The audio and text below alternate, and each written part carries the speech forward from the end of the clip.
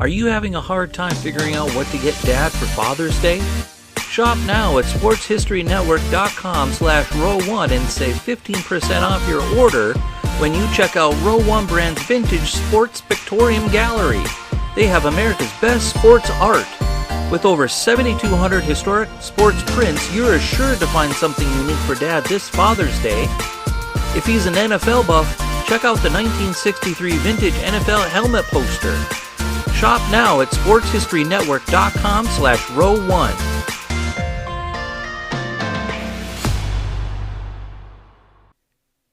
Every once in a while, no matter the sport, a great star gets slighted and fails to be elected into their respective Hall of Fame. Sometimes you can understand why.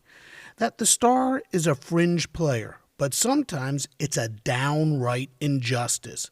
There's no explanation for why this happens, but it just does. Duke Slater is one of those guys who should be in the Hall of Fame, the Pro Football Hall of Fame in Canton, Ohio. Next, on Sports Forgotten Heroes, we're going to look back on the remarkable career of one of football's great and forgotten heroes, Duke Slater. This is Sports Forgotten Heroes, a tribute to the stars who shaped the games we love to watch and the games we love to play. Stars who provided us with many thrills, but when their time was up, they faded away. We'll take a look back at their spectacular careers, their moments of fame, even if it was just for one season or just one game. And now, here's your host, Warren Rogan. Hello once again and welcome to Sports Forgotten Heroes. And while we have been talking a lot about baseball these past few months, it's time to turn our attention to the gridiron and talk about some of football's great and forgotten heroes. And today, one of football's greatest linemen, a guy who by all accounts should be in the Pro Football Hall of Fame, Duke Slater. And joining us in just a moment will be Neal Rozendaal, who authored the book Duke Slater, Pioneering Black NFL Player and Judge, an absolutely terrific look back at a phenomenal career on the field and off. First, just a reminder that today's podcast is sponsored by Audible. With Audible, you get a free audiobook download and 30-day free trial at www.audibletrial.com/sportsfh. Every week, I let all of you know about Audible. It really is a terrific way to get your reading in. And if you sign up for a 30-day free trial, you get a free download. And Audible sends Sports Forgotten Heroes a little something to keep this podcast going. There's close to 200,000 titles to choose from for your iPhone, Android, Kindle, or MP3 player. Give Audible a try free at www.audibletrial.com/sportsfh. Also, don't forget to follow Sports Forgotten Heroes on Twitter at SportsFHeroes. Search for our page on Facebook and get the latest news about Sports Forgotten Heroes at our site, sportsfh.com. And if you get a moment, please leave us a rating, especially on Apple Podcasts. You'd be surprised just how much that means, and we'd always love to hear from you. Visit sportsfh.com, click the Contact Us button, and send in suggestions for future shows. Let us know how we're doing or send in a question. Again, just click Contact Us when you visit sportsfh.com. In 1949, the great Red Grange was asked to name, at that time, the all-time best 11 players in the history of pro football. Now, Grange, also known as the Galloping Ghost, a Hall of Famer, took a little liberty with his all-time team and actually named 13 players and didn't include himself. On that list were 12 players who eventually made it to the Pro Football Hall of Fame, plus one other, Duke Slater. In fact, Grange said Slater was the best lineman ever. The legendary Knute Rockne assigned 3 guys to block Slater in a game between Notre Dame and Iowa, and they couldn't stop him. And Slater and his Iowa Hawkeyes beat Notre Dame 10-7 to halt their winning streak at 20 games. Slater played in 99 professional football games. He started 96 of them. He played every second in every game 90 times. That's every second. He missed just one game during his career, and that's because people of color were not allowed to play football in the state of Missouri at that time. Yes, Duke Slater was a stud, a star, the best lineman in the game, and yet he has been overlooked for enshrinement into Pro Football's Hall of Fame. Slater was inducted into college football's Hall of Fame in its original class of 1951, and he is in the Professional Football Researchers Association Hall of Very Good, which has actually been the springboard for such Pro Football Hall of Fame inductees as Ken Stabler, Bob Hayes, Benny Friedman, and several others.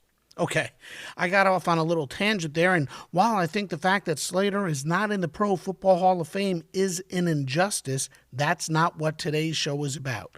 Today, we're going to talk about his terrific career and his life, and joining me to do so is Neal Rozendaal. Neal, welcome to Sports Forgotten Heroes. I'm so thrilled that you could join us today. Yeah, well, thank you. I appreciate it. Thanks for having me. Absolutely. So let's start right here. Why Duke Slater? How did you first hear about him? And what prompted you to write a book about him? Well, I'm actually a proud graduate of the University of Iowa, so I'm a Hawkeye. I actually should take a minute to mention I have two children. I live out in suburban Washington, D.C., and I have two kids, and I have a daughter named Magnolia, and today is actually my youngest's birthday. He's my son, and he's named Kinnick. Oh, cool. Happy birthday to Kinnick. Thank you. Yeah, so his namesake, of course, at the University of Iowa is Niall Kinnick, who's the 1939 Heisman Trophy winner for the Hawkeyes, that the University of Iowa named their football stadium after. So that's a name that has a lot of special sentiment among Iowa Hawkeye fans too. So I'm a loyal Hawkeye fan, and I went to the University of Iowa and graduated from there in 2002. And it's funny. How I stumbled upon the Duke Slater story is there's no one clear story. I mean, it's one of those things that kind of comes to you in bits and pieces. Where I would always walk past Slater Hall on my way to football games, which is the residence hall located closest to the football stadium. And Duke Slater's namesake, he's the man that the residence hall is named after, and it's one of those things you kind of think about. Now, okay, that's interesting, but you never sort of connect the dots with Duke Slater. He's kind of well known at the University of Iowa. There's all kinds of stories about him and his greatness when he played at Iowa just after World War I. And then, of course, there are other stories of him and how great he was in the NFL, and then some of the things he did in his legal career afterwards. But with the Duke Slater story, it was sort of tying together all of these stories that had been floating around, but no one had ever sort of gathered together about what a remarkable life this man lived. And it's funny. I tell the story with Duke Slater. I got into writing about different the University of Iowa. Specifically, I got into writing about Hawkeye sports, and one of the things that I started to think about was who is the greatest Hawkeye athlete in terms of not just what he did at Iowa, but also what he did after his maybe professional sports career, things like that. And Duke Slater, once I started writing the Duke Slater story, I just sort of kept uncovering more and more great things about Duke Slater, and he's one of the all-time greats in sports history that a lot of people have forgotten about, and that's why I think he's such a great subject for your podcast in terms of Sports Forgotten Heroes, because I stumbled upon a photo of him once, and it was three African American athletes, and he had one arm around a guy who is Joe Louis, the great boxer from Detroit. Sure. And then his other arm was around Jackie Robinson. Okay. And then in the middle was Duke Slater, and the caption read, three great African American athletes in three different sports: boxing, football, and baseball. Right. And I think if you said that today, people would look at the photo and they would say, okay, Joe Louis, know him, all-time legend. Jackie Robinson, know him, all-time legend. who's that guy, in the middle. And I just felt like that was so inadequate. And he was in that company in his day. And once I realized that he'd been on that level during his life, and that people had forgotten about him, I said, man, somebody should write a story about him. And I was able to put together a biography on him a few years back. And I'm really, really trying to help carry his legacy forward here for people, specifically with respect to the Pro Football Hall of Fame. Yeah, I mean, anybody out there that wants to read about Duke Slater, learn more about Duke Slater and who he was, and how he is truly overlooked as someone who should be in the Pro Football Hall of Fame, get Neal's book, Duke Slater. It's a great read, and it just tells you so much about Duke. And let's talk about Duke a little. His name is really Fred Slater. Where did the name Duke come from? Yeah, it's kind of funny because it's one of those nicknames that stuck with Slater as a kid, and nobody's 100% sure how it began. The story that's, I think, most accepted is that potentially it was a childhood dog that had been around the family, the dog's name was Duke, and it was sort of ascribed to him. But he was known as Duke Slater all his life, including when he became a judge in Chicago. He was pretty much always known as Duke Slater, and so it's one of those names that, Fred Slater was a good enough name, but in terms of being one of the all-time great players in NFL history, Duke Slater really hit the mark as far as nicknames are concerned. Tell me about his upbringing. Like many back then, particularly in the African-American community, it wasn't easy. His mother died when he was young. His father had to, unfortunately, send his sisters away to extended family. Tell us about his upbringing, how tough it was, who his father was, and how it shaped the man that Duke ultimately became. Sure. He definitely had a tough upbringing. When you think about Duke Slater, he was born in 1898, so right around the turn of the 20th century there, and he's African American. He was raised from a very young age and grew up until he was about 13 years old. He grew up on the south side of Chicago, in sort of the black metropolis that was there developing on the south side of Chicago. He was part of that whole scene, and as you say, he had a very tough childhood in terms of, I think a lot of African Americans of that era, it wasn't, they weren't rich.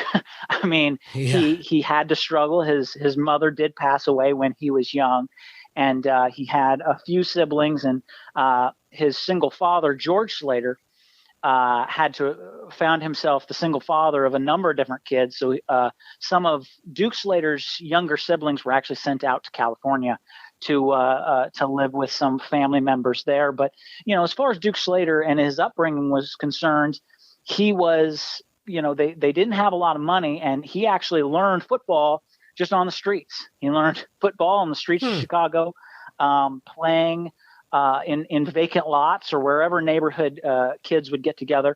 And the one thing that was great about Duke Slater was he was always meant to be a lineman. He was destined to be a lineman.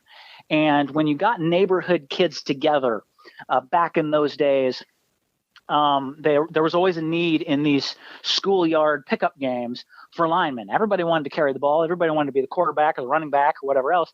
He wanted to tackle people. And so there was always a place for him in these games. And that's where he learned the game of football informally on the streets of the south side of Chicago. And that would really kind of become his home later, both in his NFL career and then as he eventually got into the law career after retirement from football. Right. Yeah, as you said, his family didn't have a lot of money, so Duke didn't have the funds to get a helmet, shoes, but he wanted to play, so he did so without both. And even when a helmet was made available, he opted to play without it. Why? And tell me about the challenges of finding shoes big enough to fit the size feet that Duke Slater had. Well, it's funny because he started his formal career at Clinton High School. He played 3 years of football at Clinton High School in Clinton, Iowa, which is a Mississippi River town just across the river from Illinois.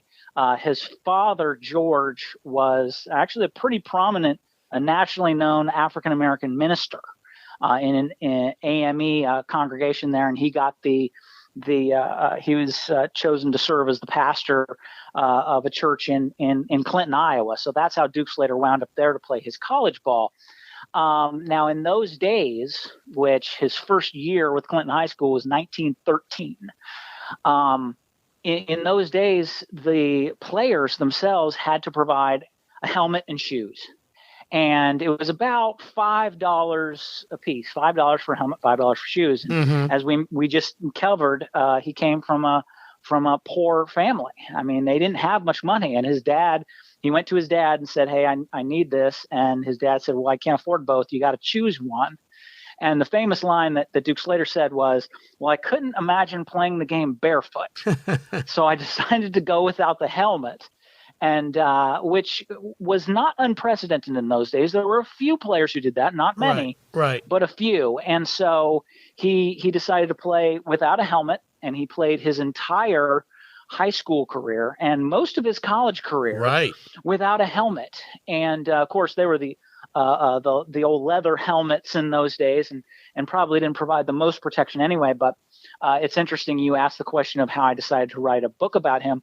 One of the things that I did was I was looking through old photos of Hawkeye football, and you'd see all these smaller sort of white players running around, and all of a sudden there's this massive African-American lineman running around a field with no helmet on.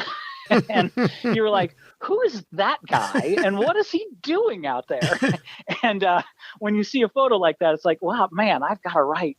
I got to learn more about this guy. And so that was kind of how it came about. But as far as his shoes were concerned, he always had huge feet, like almost intimidatingly large feet. He was a man of very, very big proportions because, as I said, he was a lineman, he was a tackle. So they actually had to special order his shoes, and people would marvel at the size of his shoes and the size of his feet. And so that was his choice in terms of choosing a helmet or choosing the shoes. But he played most of his college career at the University of Iowa without a helmet, and really just sort of added to this legend of a guy who was just a tough football player in a tough era of football. Now, his father didn't want him to play football, did he? How did Duke sway him? I mean, from what I've read, not only did his father not want him to play, Duke was, I guess, I don't want to use the word depressed, but he was disappointed that he couldn't play, so he quit school. But I guess to get him back in school, his father agreed to let him try. Tell me about his father not wanting him to play, Duke leaving, and then how he came back to playing football in high school.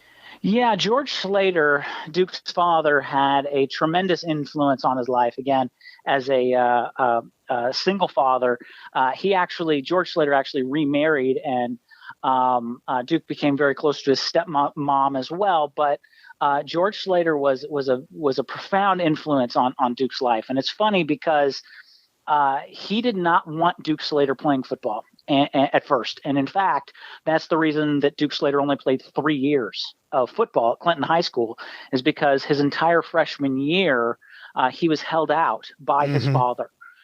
His father did not let him play, and his sophomore year, Duke Slater said, "You know what? I got to get in this." So he tried to play behind his father's back and without his father knowing. And the problem, of course, there was that they would issue you jerseys to play. You had to pay for your own helmets and shoes, but they would give you sort of the school jerseys that were passed down from class to class. And the jersey that was handed to Duke Slater was a fairly large one, but it had several rips and tears and what have you. So Duke brought it to his stepmother and said, hey, could you fix this up? And his stepmom was essentially patching up the football jersey he was given when his father came home somewhat unexpectedly and stumbled upon it. And the gig was up. And his father said, no, absolutely not. You are not playing football. And it could have ended right there. Duke Slater's entire football career could have ended at that point. But Duke Slater was, he was despondent. He went on a hunger strike. And he had several days where he didn't eat.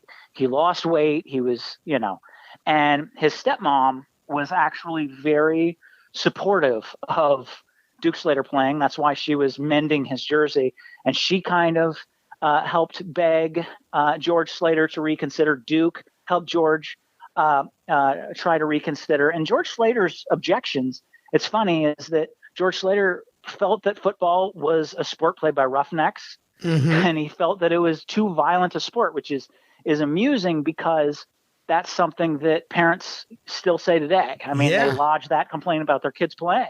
And that was his objection to it, even back in 1913. And of course, the sport back then, there were documented fatalities. And not only that, but also as an African-American, obviously, Duke Slater would be a little bit more of a target for that kind of play. And so his father didn't want him playing, but they were able to sway George Slater. Duke Slater, again, went on the hunger strike and was able to get his father to relent. But his father told him, he said, all right, you can play football, but only under one condition. He says, you cannot get hurt. You have to take the precautions, not including buying a helmet, of course. But aside from that, you have to take every precaution you can to not get hurt. He's like, because if you get hurt, you're done, right?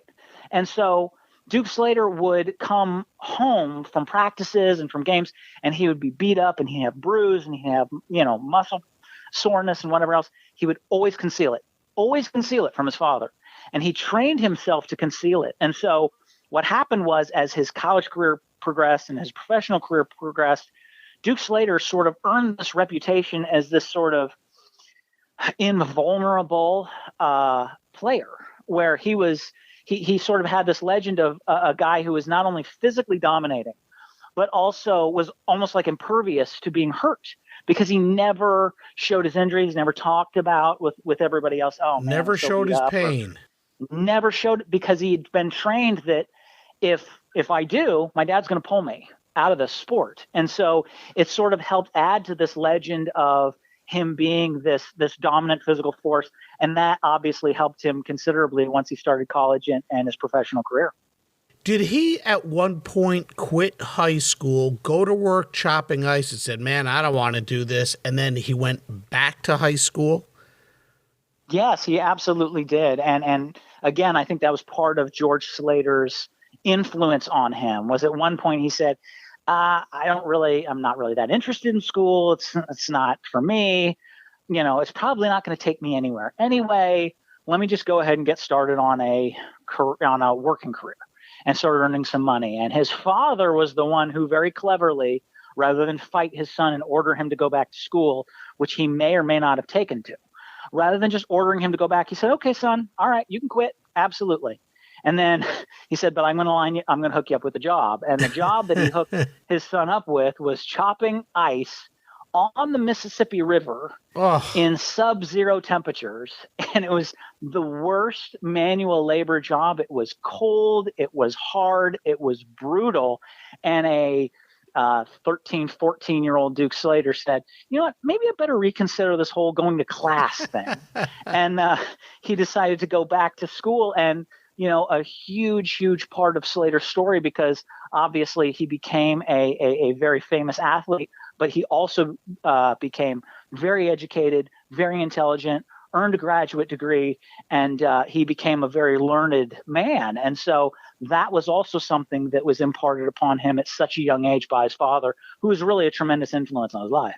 And it's really interesting, too, because if not for football, none of that might have happened because Duke wanted to play the game. His father doesn't let him play, ultimately goes and watches him play, likes it, tells him he can't get hurt for whatever that's worth. But if there's no football, there's a possibility that Duke does not become the judge later in life.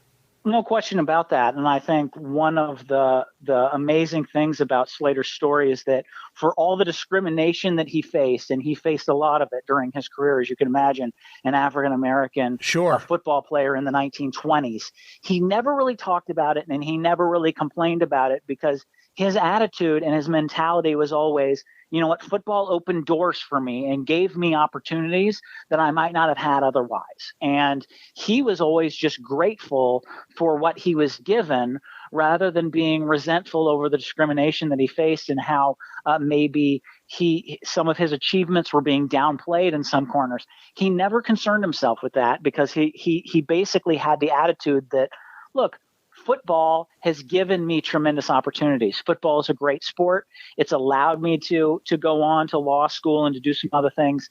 And if not for football, I might not have had those opportunities. So I'm not going to complain about the fact that maybe the deck was stacked against me as a lineman in the 1920s who happened to be black. You know, I'm not going to complain about those kinds of things that I faced and the prejudice that I faced because, you know, on the whole, football did so many good things for my life and gave me so many opportunities. Right. Now, he was fast, he was strong, and he was intelligent, as we just talked about. He was really big, as we just talked about as well.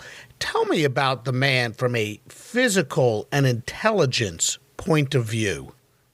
Well, it's funny because if you were to, what I would say about Duke Slater is if you were to craft the ideal 1920s lineman, Duke Slater was it.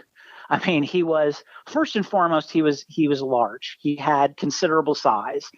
He weighed about 215, 220 pounds, which today, of course, would be considered minuscule. Sure. But back in the 1920s, anybody who was topping 200 would be like someone who was topping 300, you know, or 330 today. Like that was seen as one of the largest players.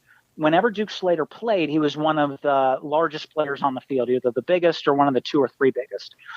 So he had considerable size, but a lot of players who were 200 plus pounds in that era were, to be blunt, big fat guys. They were big, large guys who couldn't move.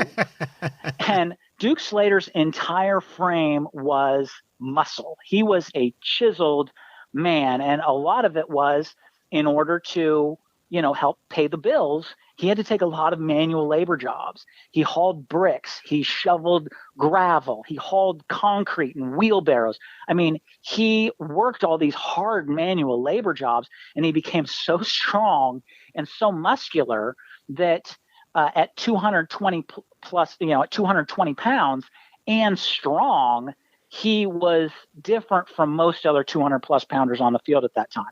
And didn't you write about something about he was emptying a car on a railroad or something of concrete, and they had all these other guys there to do the job, and they couldn't do it, and he did it himself. That's exactly right. Well, what happened is that there was a miscommunication in that he was working for a company that would shovel gravel.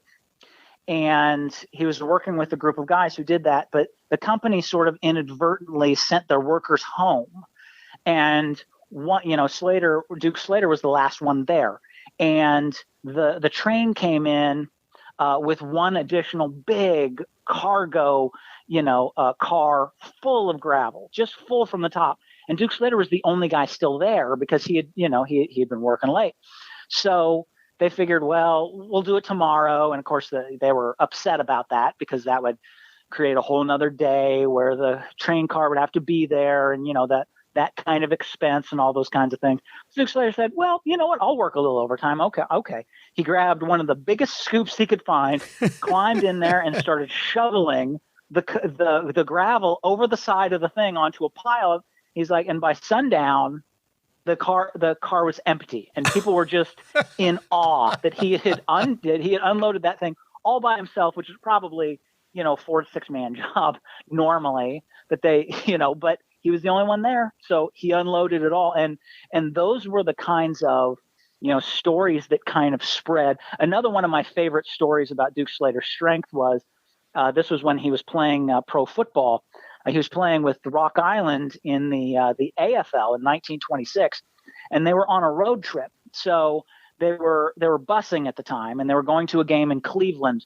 And just outside of Toledo, their team bus blew a flat tire. And so they had to go out and change the tire. Well, they drew straws amongst the players on the bus to see who would have to go out and change this flat tire, because nobody wanted to do it. And Duke Slater drew the short straw. So he goes out to go fix this tire on the bus. He takes the toolbox and he goes out and he fixes the tire, and he gets the new tire put on, and he gets back on the bus, and they start the bus and they start to go off down the road. And somebody takes the toolbox and they open the toolbox and they pull out the wrench that Duke Slater had used to change the tire. And it's this solid metal wrench, and it was bent.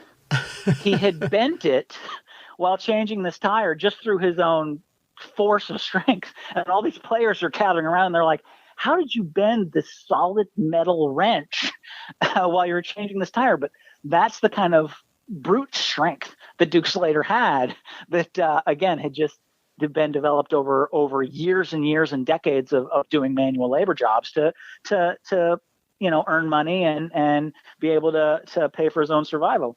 And what about his intelligence? Well, obviously, he was extremely intelligent as well. And, it wasn't just the fact that he was big and strong. He was also extremely fast. He could, he was a gunner on punts and kickoffs to where he would literally run down the field and try to tackle the person who was fielding the punt. And for a man that big was not supposed to be the first one down there on those kinds of plays. But that's the kind of speed that he had.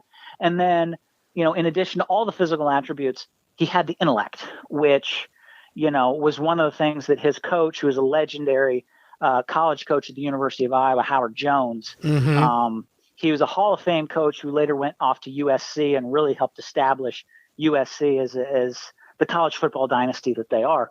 Howard Jones was coaching in Iowa, and he said about Duke Slater that he was never fooled by the opponent's offensive charge. He was never in the wrong position on a play. He always had a way of diagnosing the play and being where he needed to be at any particular time. And the fact that he could not be fooled by that, and that he was such an intelligent player, an instinctive player as well, I think only added to the physical attributes that he already had. Duke was actually, I believe, the first black man to play in the NFL, even at a time when the league was trying to rid itself of African-American players. Yet he doesn't get the credit other players like Jackie Robinson or Larry Doby do in baseball.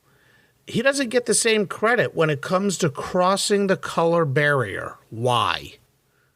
Well, I think first and foremost, he wasn't the first African-American to play in the NFL. He was the first black lineman to play in the National Football League, which is to say a traditional guard tackle center position.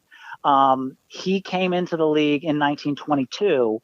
2 years before him, there were two individuals, Bobby Marshall and Fritz Pollard. Sure, and who Fritz were the is first in the black players. And I believe Fritz is in the Hall of Fame.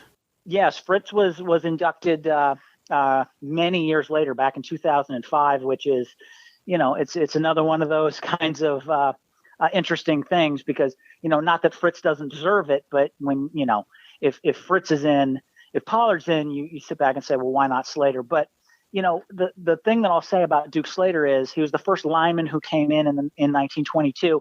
He played for 10 years, and he had a tremendous career for African Americans in the NFL prior to World War II. If you look at all the black players who played in the NFL before World War II, Duke Slater pretty clearly on the merits had the best career of any of them. And, he played the longest. He had the most accolades. He was a tremendous player in that era. But all the guys who kind of played prior to World War II, they've kind of been forgotten or put cast to the wayside, compared to more modern era players. And, in terms of why, that's always sort of a complex issue. But, with Jackie Robinson and Larry Doby, they are remembered as much because they were great players, obviously, and they had tremendous success. But after they played, the world changed. Mm-hmm. Like after they played, the floodgates opened for black baseball players. And, they weren't just the first, they sort of led a charge of players who came behind them. And the sad sort of thing about Duke Slater's career is that, he came in, he dominated in the National Football League for 10 years, but the world didn't really change. And that's not Slater's fault. It's just that the world really wasn't ready to change at that time. When Duke Slater retired in 1931, he had been holding the door open for African-American players for most of the late 1920s. Duke Slater was the only black player in the entire NFL. Wow. And in 1931, when he retired, he was sort of fighting against this move towards segregation. 2 years after Slater retired, they passed a ban on black players. Right. That lasted for 12 years. And so, even though Duke Slater was fighting against this injustice, he wasn't able to hold the door open permanently the way that Jackie Robinson and Larry Doby did. When you start comparing great African-American pioneers of different sports, there often isn't a perfect analogy, and there usually isn't. But Duke Slater was certainly a great African-American pioneer in his era, and it's sad that he isn't better remembered than he is, for sure. Mm-hmm. Mm-hmm. What kind of racial tensions did he face throughout his career? High school, college, the pros. What kind of racial tensions did he face on the field? He would sometimes face bigotry. How did he handle those types of incidents, and how often did he face such incidents? Well, I think that's an interesting part of Slater's legacy, is the fact that did he face those kinds of racial incidents? Of course, absolutely.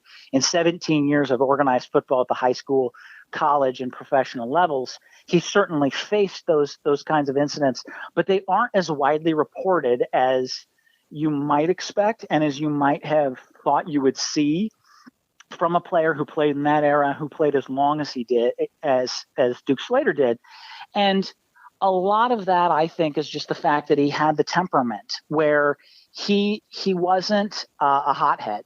He wasn't someone who reacted to things. Yep. I mean, he really had a notion where he got along with people, and and he tried to diffuse tensions with sort of humor and with a smile, which was uncommon. I think one of the stories that is told about Duke Slater was he was playing in a college game against Northwestern, and one of the Northwestern players was sort of trying to get him riled up, I guess, or get into his head, and lined up across from him and said, "Hey, Duke, I hear that I was going to have a team of all Negroes next year." And of course, you can imagine that he didn't say Negroes, or he didn't say anything too polite or whatever. That's probably a sanitized version of what he said.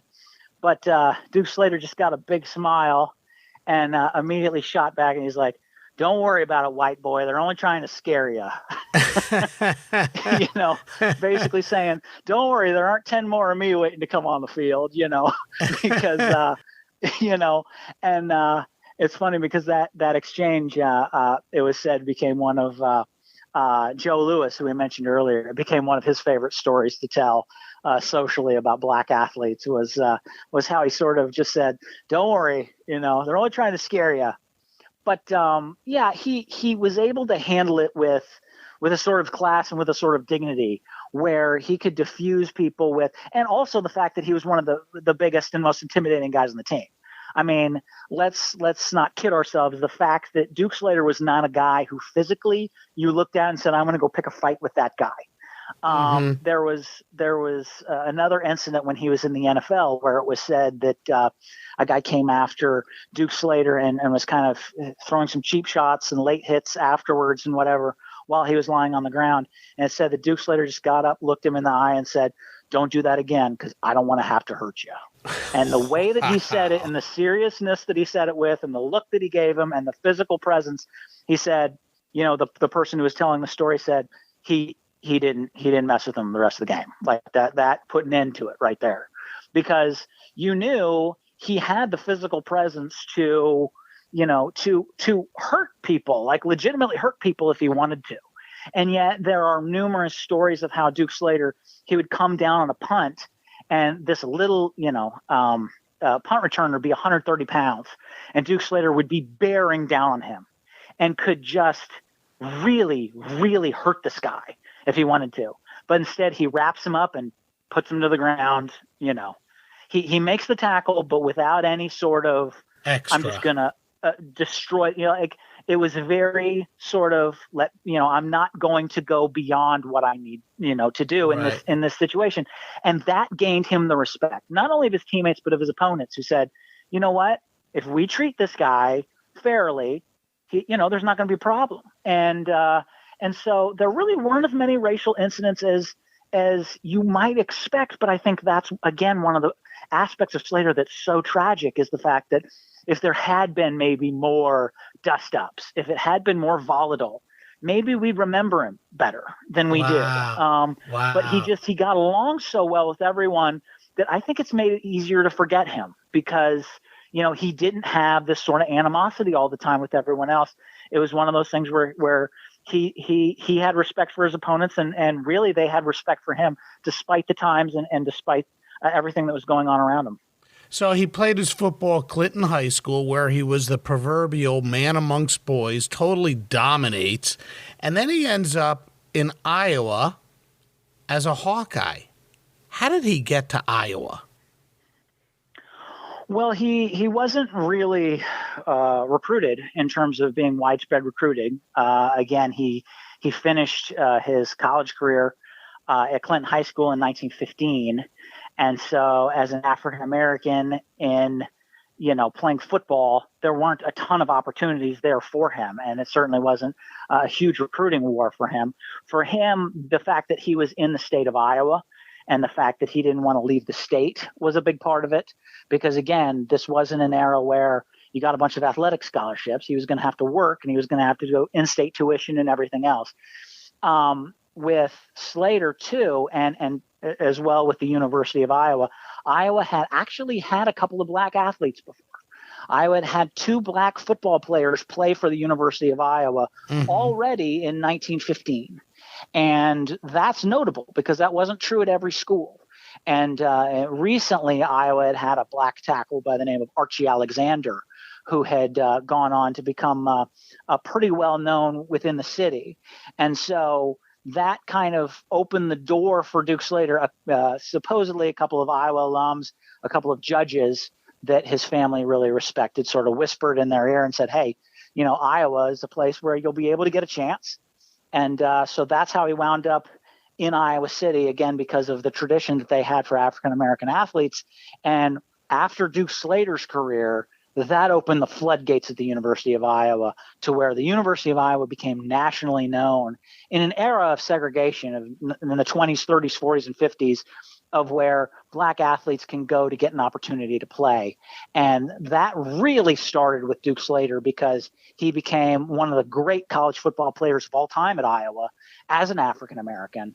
And so many other black athletes sort of followed in his footsteps to Iowa City, really to try to emulate what Slater was able to do there. How good was that Iowa team that he played on? Of course, football was a little different than it is today, and we're talking about back in 1917, 1918. How good was that team, and just how important was Duke to the success of those teams? Well, they had a very, very great run for 4 years when Duke Slater was in uniform. He played 4 seasons at Iowa from 1918 to 1921. Typically, college athletes would only play 3, but his first year, 1918, was at the height of World War I, and all the eligibility rules were suspended. Basically, if you were an able-bodied individual and you could suit up, you could play football and it wouldn't count against you. And so that was how he was able to play in 1918 and not use any of what was at that time 3 years of eligibility. And then he finished out from 1919 to 1921. And under the guidance of Howard Jones, the great Hall of Fame coach, again, both at Iowa and then more prominently later at USC, Iowa had some phenomenal teams. Duke Slater was twice named an All-American. He was named a second-team All-American as a sophomore in 1919. And then his senior year is really the year that people remember. The 1921 Hawkeyes were arguably the greatest team in school history. They have every bit of they were the undisputed Big Ten champions. They won the Big Ten championship outright. They went undefeated.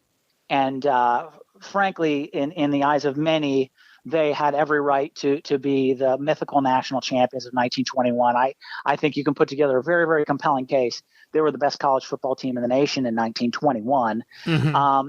And Duke Slater was a huge part of that as a lineman. He was named a first-team All-American, controversially not named consensus first-team All-American because, it was the times. But, it was important and notable because this was the first time in the history of college football that a team with a legitimate claim on a national championship had an African-American playing such a prominent role.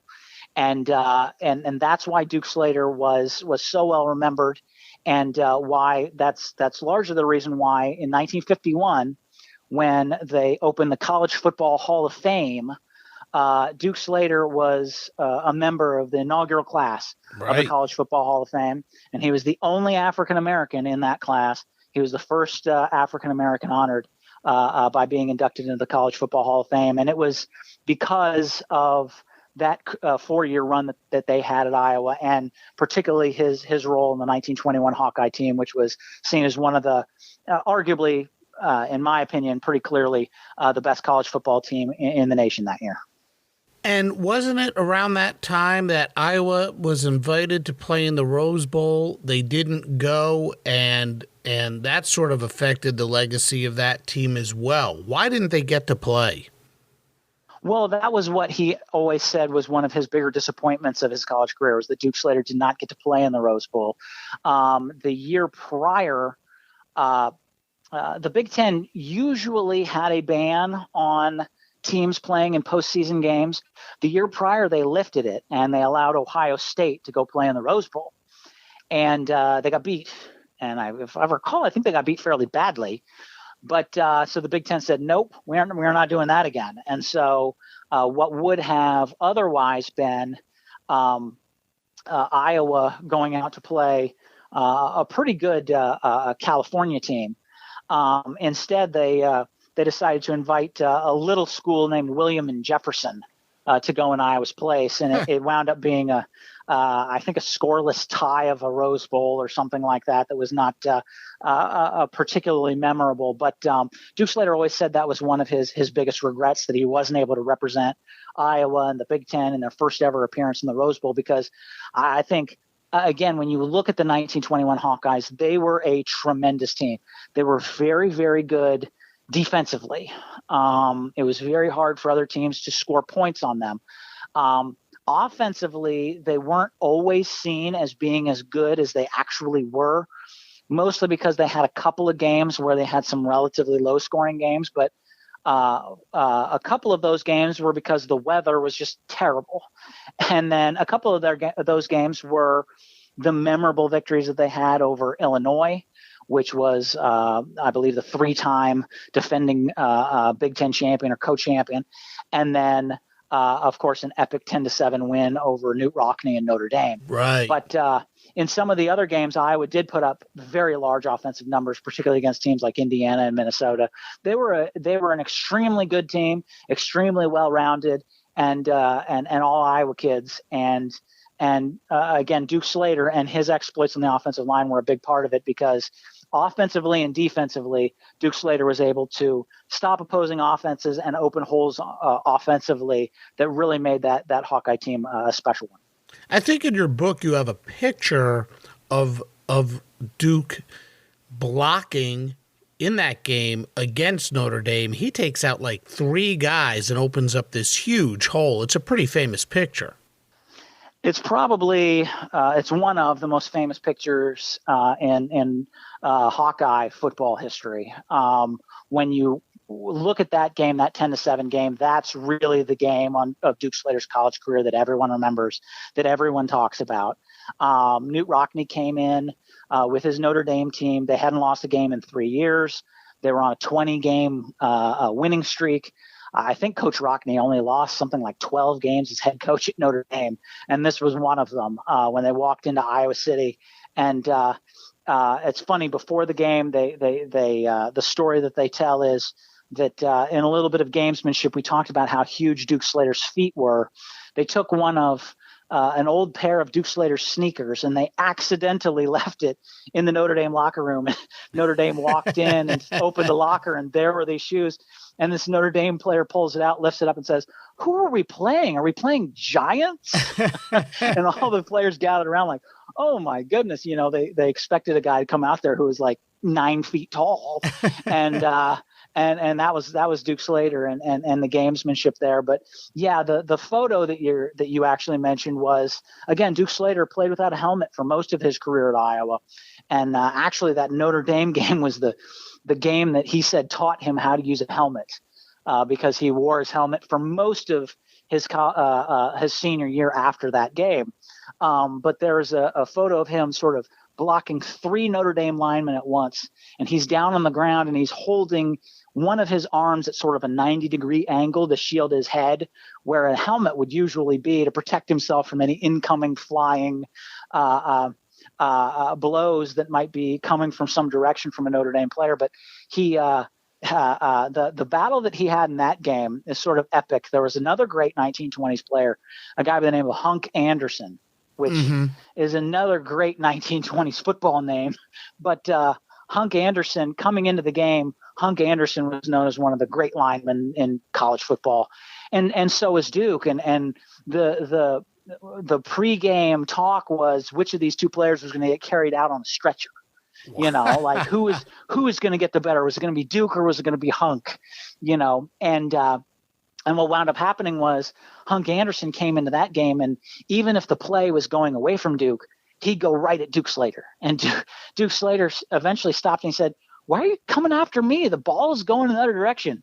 And Hunk Anderson said, "Rock told me to put it on you. Coach Rockne told me to put it on you." He's like, "I don't care where the ball's going. I'm coming after you." Well, the problem is that he was so fixated on outplaying Duke Slater that, he would over pursue. He would get himself out of position. And I was able to score 10 points early in the game and then hold on for a 10-7 victory over Notre Dame. And in what was one of the hard-fought games of toward the end of that game, in this 10-7 defensive battle, one of the players started getting on Hunk Anderson about the fact that Duke was outplaying him, and he finally just snapped at his teammate, and he's like, "Do you want to trade places with me?" He's like, "How about coming in here where the game's being played?" But it was one of those epic victories, obviously for Iowa. That's remembered. And the Iowa Notre Dame game was really the one that Duke Slater would look back as the best game of his college career, and that kind of set the tone for the Hawkeyes going on and going undefeated and winning the outright Big Ten championship with an undefeated season in 1921, and that was a big part of Duke Slater's legacy as well. Now, before we get on to the pros, you talked about the coach, Howard Jones. He and Duke had a unique relationship, and I think Howard, or Coach Jones, really respected Duke. But I think one of his motivating ploys to get Duke fired up for a game was, man, you're not guaranteed to start. Heck, your roster spot's not even guaranteed, so you better play well. Yeah, one of the stories that is always kind of compelling about that is that they were getting ready to play their final game at Northwestern, the final game of the 1921 season. And in the locker room before the game, he goes up to Duke Slater and says, "If you don't play up to your standard this game, I'm pulling you out," like right away. But a lot of that too was that, it was a shot to everybody on the team. where, I mean, he wasn't singling Duke Slater out so much as he was saying to everybody, look, if his spot isn't guaranteed, your spot's not guaranteed either. Right, So, right.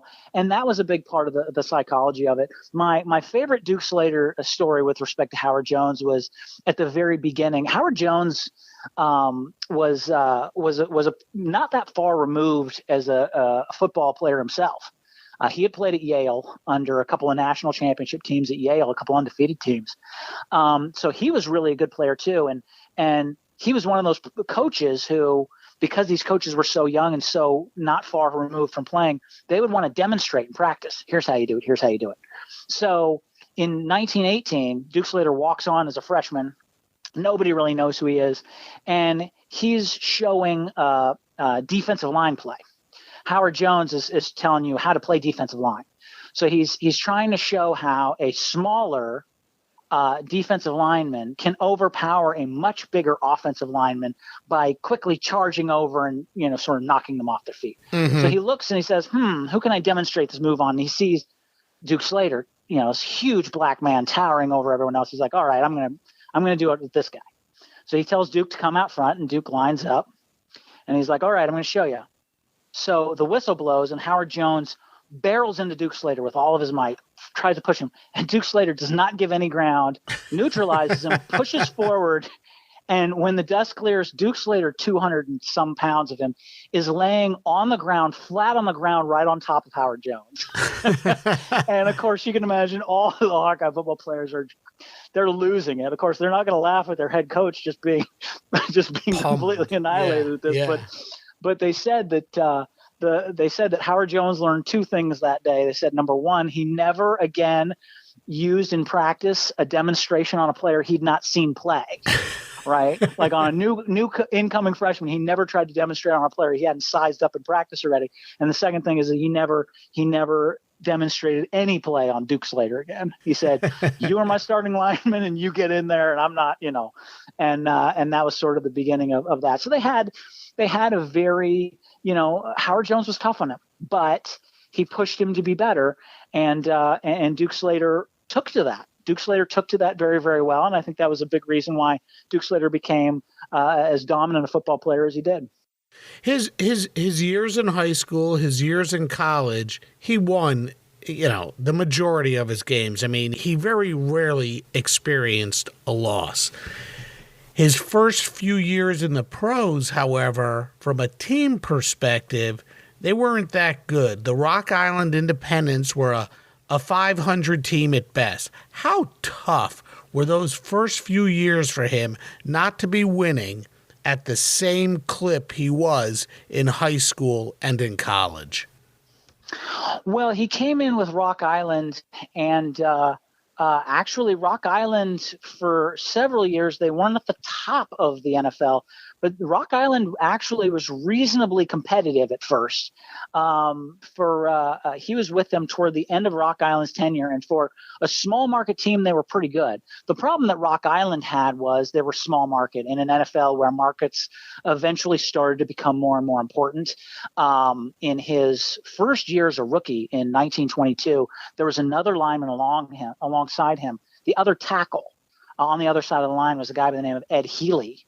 And Ed Healy was a great player, but at the end of that first season, 1922, the Rock Island Independents, in what can be seen as the first trade in NFL history or the first sale in NFL history, they basically sold the rights to Ed Healy to the Chicago Bears for $100. Mm.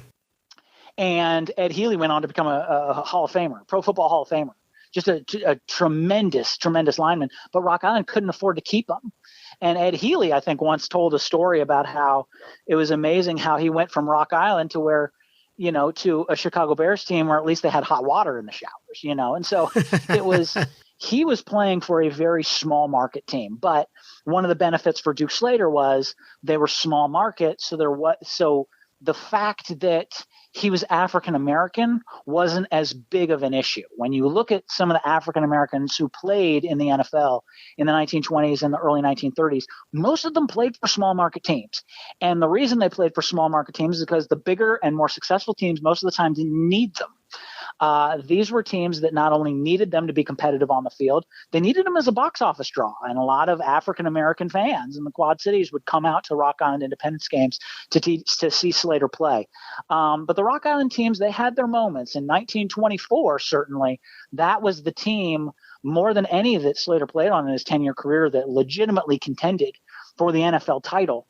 But unfortunately, they were derailed, and Slater was a central figure in that. But he had some success with Rock Island when he was there. But at the conclusion of that, he wound up going to the Chicago Cardinals. And the Chicago Cardinals, they really struggled for a few years until things turned around at the end of Slater's career in Chicago. But again, for Slater, winning and losing was almost secondary to, I'm representing African Americans in the National Football League here.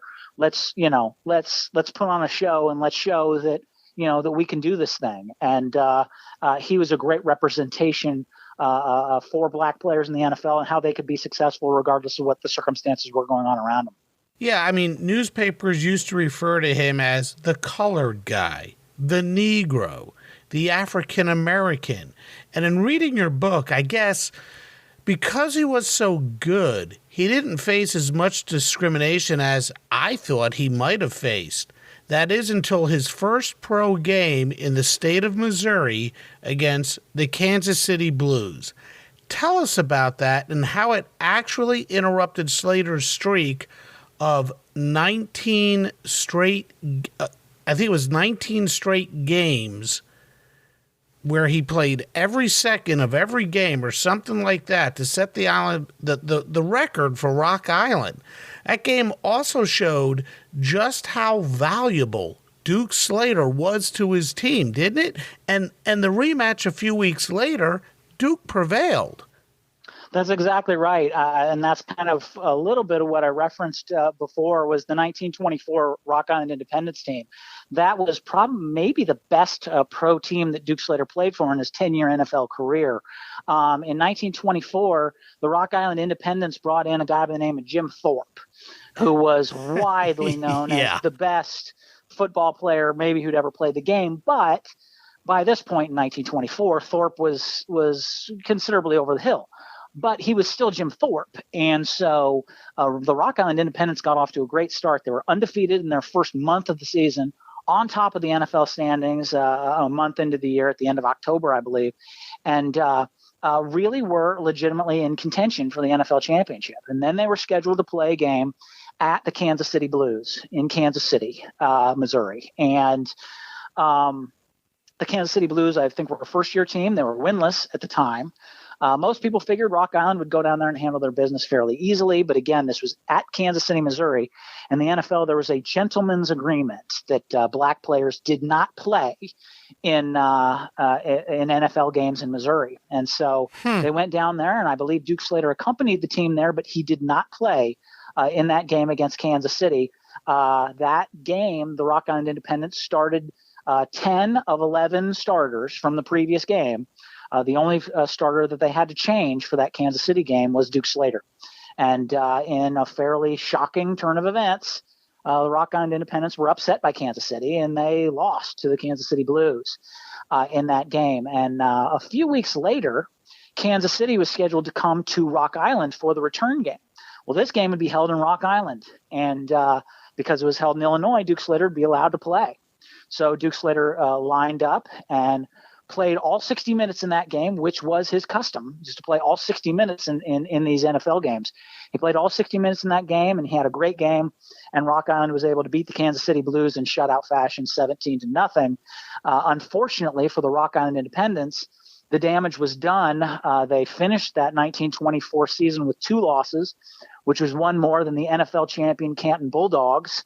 And so the Rock Island Independents, largely on the basis of that loss to Kansas City, were not given an opportunity or came up just short, I should say, of a shot at the NFL title. So what's the interesting postscript for me about Duke Slater is that he played 99 games in his 10-year professional football career. That was the only game he missed in his professional football career. If he'd been allowed to play, he would have played and even 100 professional football games. Wow. But he played 99 because he missed one game. And the one game he missed in 10 seasons in his career, the one professional football game he missed, he didn't miss because he was injured. He didn't miss because of illness. He didn't miss because of some other. He missed because of the prevailing prejudice in the NFL at the time that he was forced to sit out, and frankly cost Rock Island a legitimate shot at an NFL title in 1924. And that's one of those things, again, that Duke Slater really didn't talk about, really didn't, he didn't, have a lot of sour grapes about those kinds of things. But looking back on it in retrospect, it's really remarkable that's how it went down, and that was a big part of Slater's legacy as far as why he never really had a shot in an NFL title. And of those 99 games, he started something like 96 or 97 of them. And in those games he played virtually every minute of every game he ever suited up for. I mean, his stamina, his strength, his abilities. Holy smokes, how good was this guy? He was really fantastic. I mean, I can't overemphasize how good he was. He started 96 of 99 games, career games, in pro football. Part of it was when he went from Rock Island. He signed with the Chicago Cardinals, and he played the final 5 years of his career with the Chicago Cardinals. But he actually played the final 2 games of the 1926 season with the Cardinals. So he played most of the year with Rock Island. The team folded, and then he finished out his final 2 years with the Chicago Cardinals. Now, Neal, let me just interrupt for a second. For those who are listening, I just want to, who don't know, the Chicago Cardinals then became the St. Louis Cardinals, who are now the Arizona Cardinals. So this is a team with a long, long history in the NFL, and that's the team that Duke Slater is probably most recognizable with. So now continue. Right, absolutely. The Cardinals are one of 2 surviving teams from 1920. The Cardinals, who were the Chicago Cardinals, now the Arizona Cardinals, and of course the Chicago Bears. The Green Bay Packers came in the following year in 1921. But yeah, it's funny because he finished his final 2 games of 1926 with the Chicago Cardinals. When he signed with the Chicago Cardinals in 1926, he of course became the first African American to play for a current NFL franchise when he signed with the Chicago and now Arizona Cardinals in 1926. But he played the final 2 games of 26 for the Cardinals. They had already been playing all season with a lineup. So he came off the bench in those 2 games. And that's 2 of the 3 games that he didn't start in the NFL. And the third game that he didn't start was sort of without explanation. And then, but interestingly enough, the Chicago Cardinals got way down in that game. Duke Slater came in, and they came back, and they had a comeback victory after Duke Slater came in the game. So that was his career with that. But yeah, the other point that you made that's an important one is he played all 60 minutes of over 90 of his career NFL games. Incredible. In 90 of his career games, he played all 60 minutes of the games. He was there from the opening kickoff to the final whistle at the end of the game. He played all 60 minutes, offense, defense, special teams, every minute of every game. And it wasn't uncommon for guys to play all 60 minutes in a game. But to do it game after game after game for an entire season was unusual. And then to do it season after season was just unheard of. I think if that stat were kept, which is to say complete games played in NFL history, Duke Slater would probably, I'm fairly confident he would have played more complete games than any player in NFL history in terms of playing a 60-minute games in the National Football League. And to think about that he had the durability to do that, number one. And then to do it as an African-American, where he had to be the target of a lot of cheap shots, of a lot of rough play.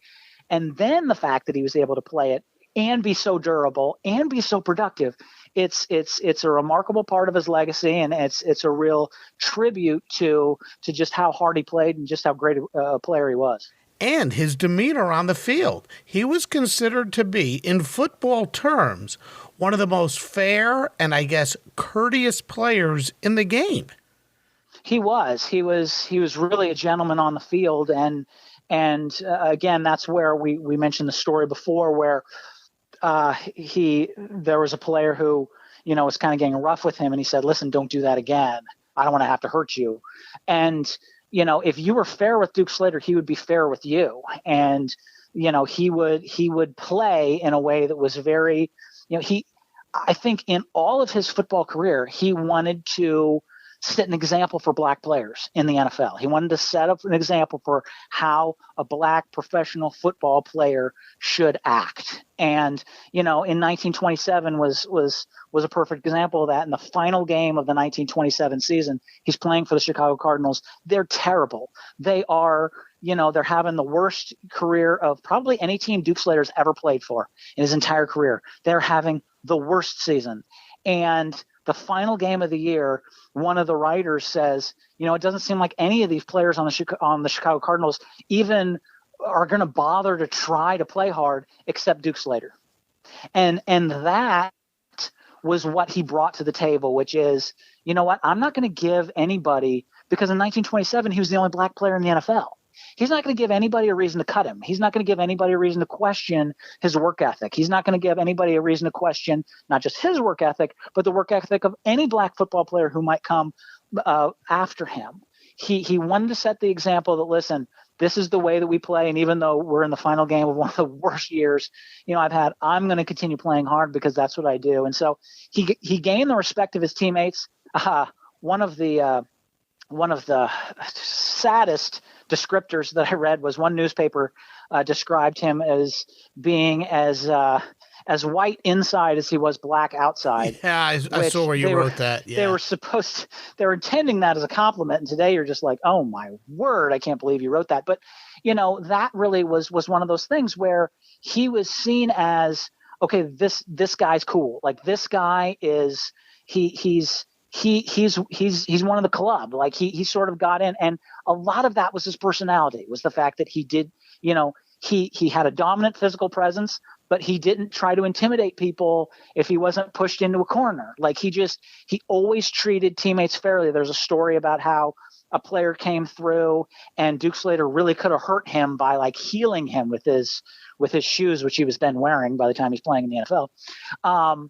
And he refrained from doing it. And a reporter asked him afterwards, why didn't you go ahead and take the shot on that guy?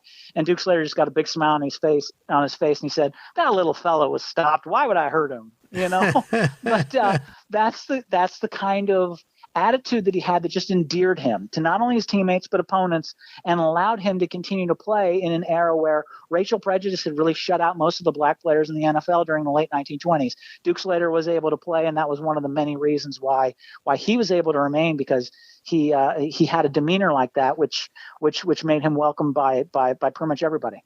Right. He would dominate players. And then I think I read where he would tell them how to play better. He would coach the opposition in the middle of the game. He'd offer them tips on how to play against him. And after dominating players, like you said, he'd ease up on them. I don't think you'd see that in today's game.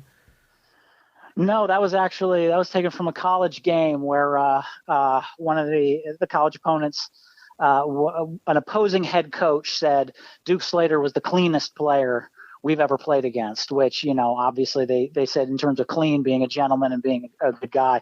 One of the opposing players said Duke Slater would help me up afterwards. And, he's like, they were beating our team so badly that he would actually give me tips on things to do. He's like, and I played much better against Duke Slater, but then I came to realize that I was playing better against him when the ball was going in the other direction, and, but he was a guy who always had a consideration for the opponent. He wasn't trying to cheap shot him. There's another story about when he was in his NFL career where a player going up against him was essentially a fairly new player, and he was basically playing for his job. And Duke Slater was already an established player at that point.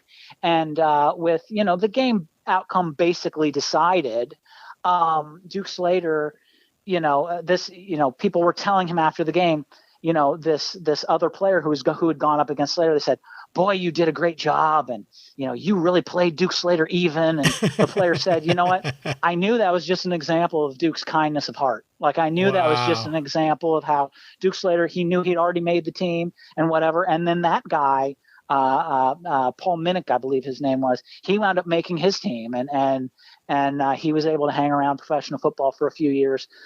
Just again, earning whatever paychecks were coming along. But that was the important thing for them, and for Duke Slater, it was about what am I trying to prove here?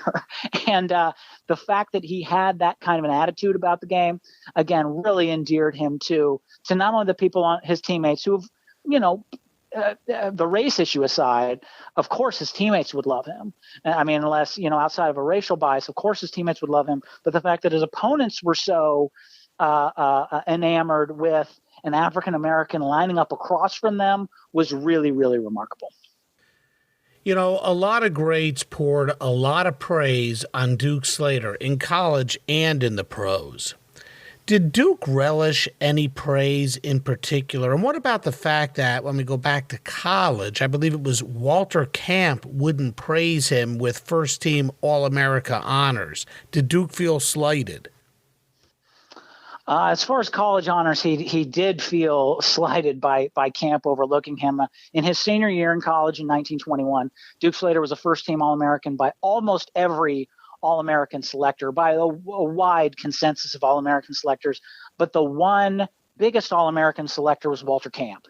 And Walter Camp did not name a first-team All-American. They named him a second-team All-American, and there was a considerable amount of outrage, not only in Iowa, but across the Midwest, that they had left this Duke Slater off, and they were telling stories of things that Duke Slater had done that no college football player in years could compare to.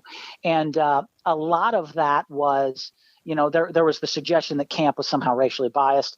I don't really think Camp was racially biased. What I think is he was an East Coast writer, and he had an East Coast bias.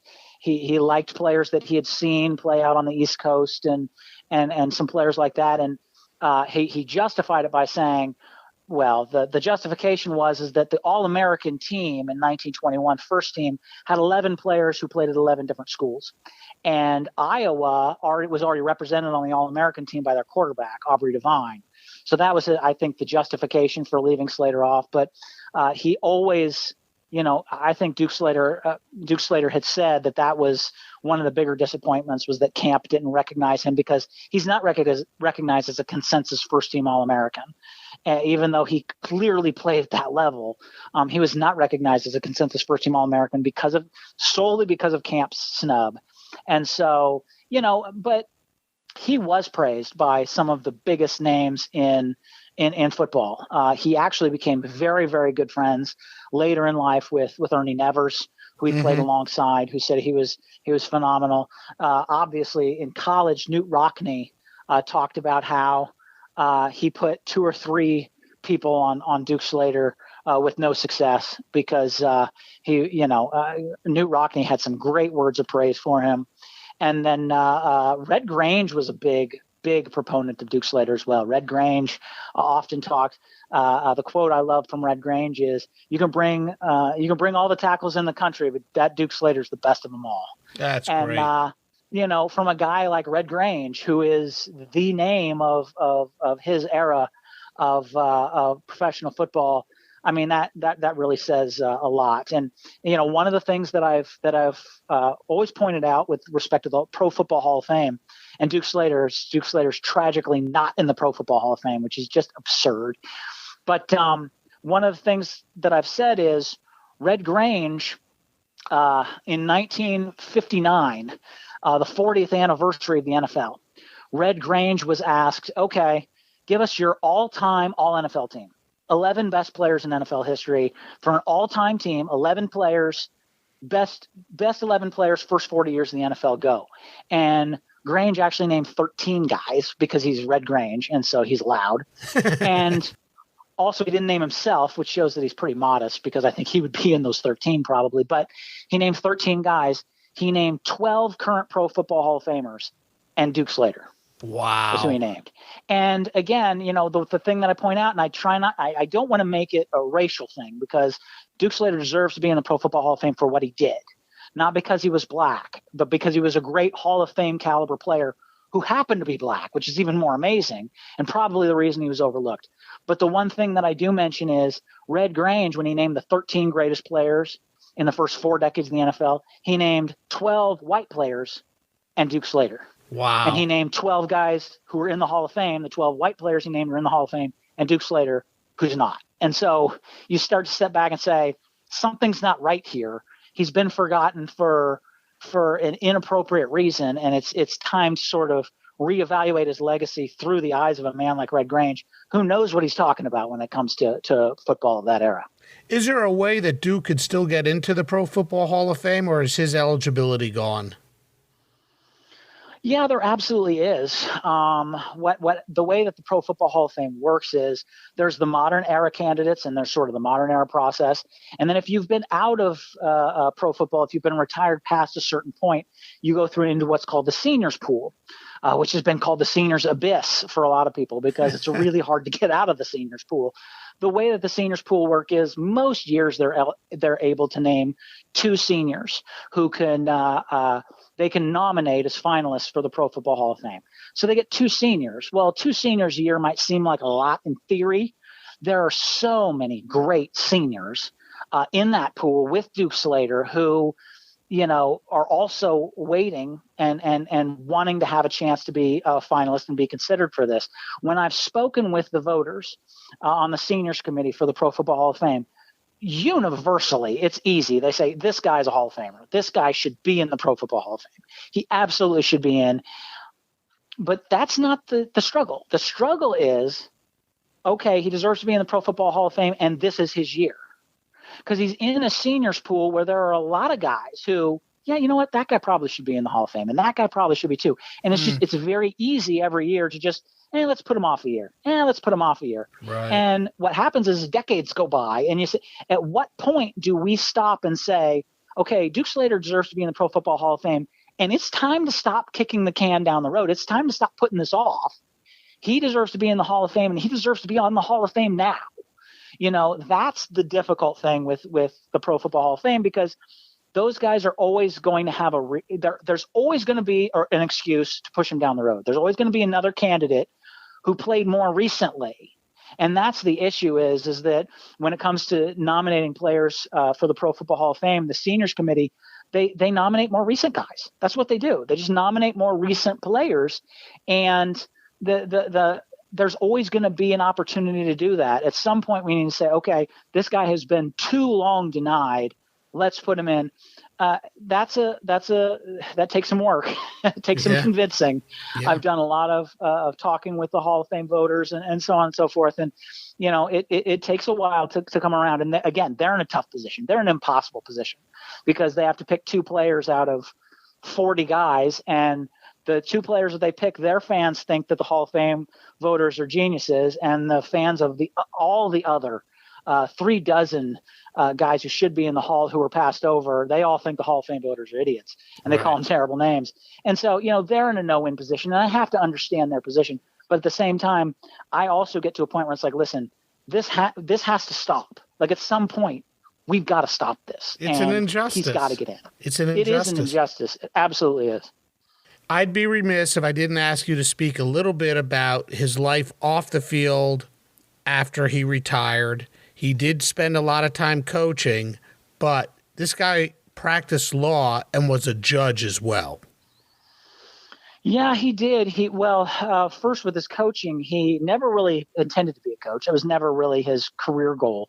But what happened was when the ban passed on black players 2 years after he retired, he decided to start coaching some all black all-star teams and have them play against white semi-pro teams and just be able to show that black players could play against white players amicably without any racial incidents. And the fact that they had the talent to play, I think that was really the point he was trying to make. And he was involved in coaching in a lot of those aspects. It was not something that he had ever really wanted to do as far as coaching. It was just a way to give other black football players an opportunity while that ban was in place. But as far as his professional career, he actually went back and attended law school, graduated from the University of Iowa College of Law in 1928, which he was still a current active NFL player. There were a couple of years when he played for Rock Island. He would actually go back to Iowa City for Monday, Tuesday, Wednesday law classes, and then come back to Rock Island, have a couple practices with the Rock Island Independents, and then play an NFL game that Sunday. The fact that he was able to do that, number one, shows that it was a different time. Number two, it's kind of amazing that anyone would even attempt that. But he was able to get his law degree in 1928, which is a very impressive feat for an African American at the time. He passed the Illinois bar the following year, and he then became an attorney on the south side of Chicago. After he retired from football, of course, the Chicago Cardinals were based on the south side of Chicago.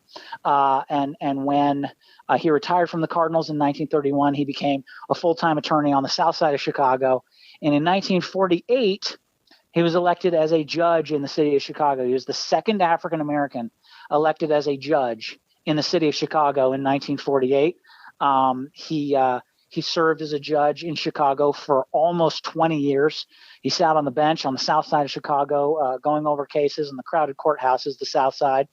And in 1960, he was actually elevated from being a circuit court judge to the Chicago Superior Court, which at that time was the highest court level in the city of Chicago. And he was the first African-American to ever sit on the Superior Court of Chicago, of Cook County.